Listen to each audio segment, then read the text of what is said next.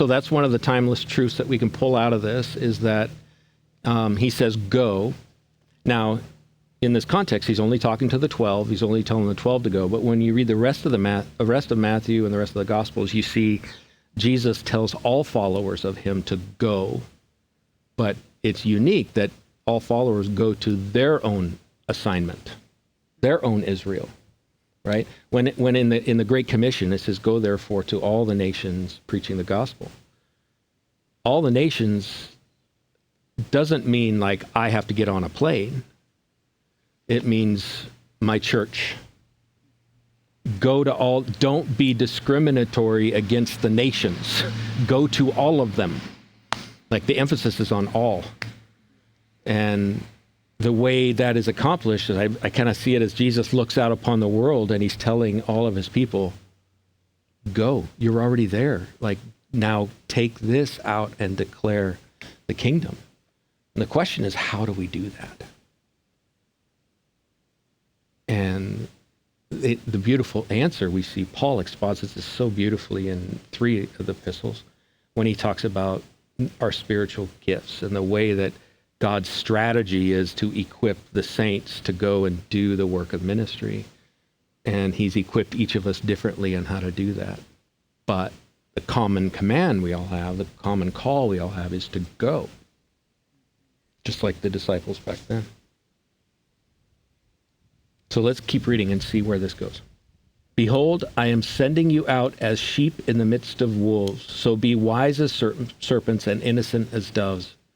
Beware of mankind, for they will deliver you over to courts and flog you in their synagogues. And you will be dragged before governors and kings for my sake, to bear witness before them and the Gentiles.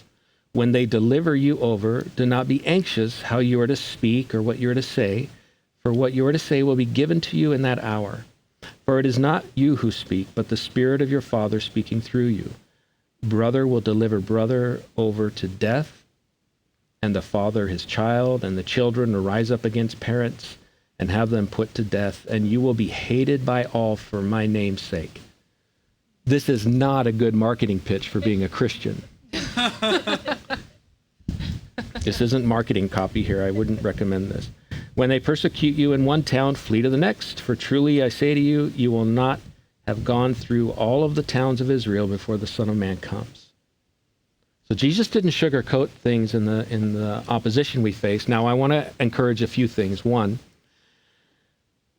we have to resist the temptation to take this and overlay it on our society today. Because if you do, you will take this and you will overlay it on our political system today and the discourse that's going on. And if you're a Democrat Christian or Republican Christian, you'll blame the other, right? We can't cheapen scripture that way. It's way more meaningful than that. It transcends all governmental structures and all, but the thing in common is there is a kingdom of the world, which is the status quo, and then there's the kingdom of heaven. And when we are living out the kingdom of heaven, we're going against the kingdom of the world. And when any kingdom or any king is threatened, it fights back to live, to survive.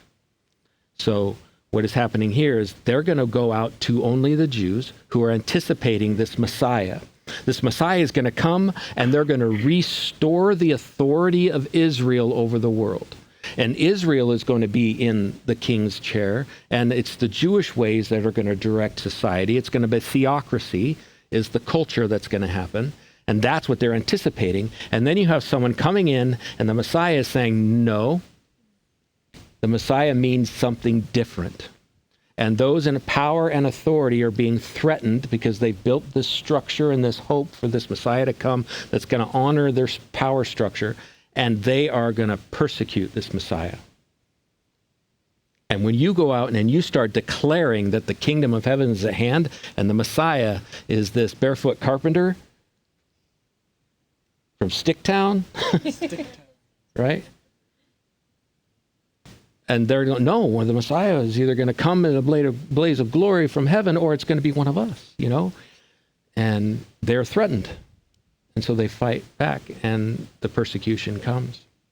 And those who, and this is something we can understand, and we've seen some of this in the last few years specifically, is that people standing in one ideology and another ideology, some discourse has gone to, since we disagree, we can't be family anymore. Since we disagree, I can't respect you. I can't treat you with kindness. I can't treat you with dignity. And that's just the basic level. But when you're talking about an ideology like a religion and eternity's at hand, wars are fought over this stuff.